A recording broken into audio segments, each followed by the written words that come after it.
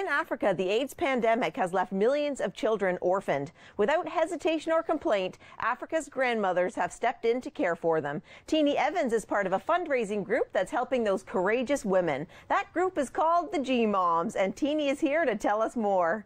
Teenie, welcome back to Daytime. Thank you. Last time you were here, you were telling us about your trek in the Grand Canyon, and you're a very busy woman, and this time you're a co-chair of the GMoms. So correct. Tell us about the GMoms and how you're helping the African grandmothers. Okay, the GMoms are a local group that cover the Scugog area.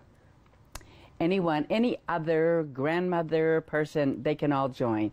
But it started out with the grandmothers helping the grandmothers in Africa. So most of the groups have some kind of a GMom or go-go kind of name. In the Port Perry area, we raise funds to help the grandmothers in Africa.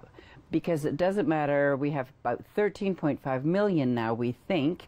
Those children are still being reared by their grandmothers.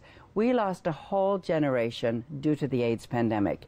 Now the grannies, some of them are raising teenagers, which is a bit of a challenge. But in spite of the grandiose efforts of many, we still have millions of orphans. And our grannies need help to, A, become independent, get money for their school uniforms, get them to school, get good food. Those are the things that the projects we support make happen, which means that in the long run, kids who are educated will make a difference. So the GMoms of Port Perry, we have many things that we do, but our fun fundraiser in June is the yard sale. But our fabulous fundraiser in May, this year it's May, is our Gala on the Greens. It's our luncheon, our spring luncheon. So we go to the Royal Ashburn and we have you can come at 10 o'clock. We have marketplace, we have African jewelry, dyed scarves, raffle items, silent auction items. All of that money goes to make our profit. On a good day, we raise somewhere between $15,000 and $18,000 after expenses. Now, of that money, I must stress, 90% of each dollar gets to the projects. Wow. So that's a really good, impressive thing to do. But it's such a fun thing to do. We know that these women are oppressed and working hard. I have to tell you, though, they're never horribly sad. They may be exhausted and destitute, but there's a joy in them. It's a fabulous experience. And you know this firsthand because you've been there. Yes. I went in 2010, spent time in Johannesburg and visited various projects that we support. Then I went to Swaziland and we had a gathering, or a conference, they call it gathering, and grannies from the various sub-Saharan countries came with an interpreter, and we learned about one another and we learned how we can help. Because that's the other thing the Stephen Lewis Foundation does, is we say, how can we help you? Not, here's money, do this. No, how? So some places get help for the orphans, some build an orphanage, some needed a van so they could get to the clinics to get their antiretroviral drugs, etc. But the gala is such a fun day, and the lunch is fabulous at that place.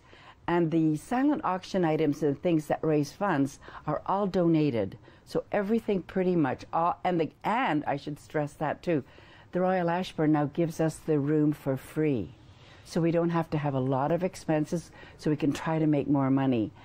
And the other thing that's fabulous is this year we're having a guest speaker called Dr. Michael DeGagne. I saw that. Yeah. He's amazing. I know. And he will be addressing a Canadian social justice issue, which we have to move forward on.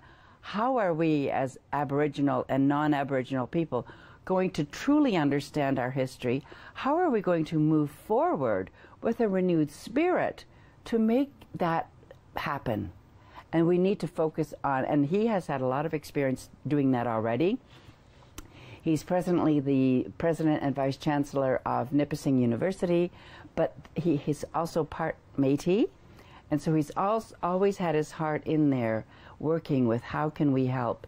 And he's always been doing that for the last 10, 15 years. So he comes with a lot of knowledge. So I'm thinking to myself, yeah, let's really make this gala a big, big one this year, between all the gifts, all the prizes, all the items you can buy, a great lunch. Oh, and you know, like when you come in, we'll have tea and coffee and you can shop around the marketplace.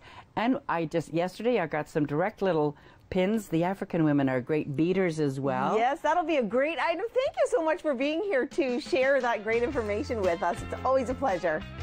And up next, we have the Unity Initiative Project. Stay with us.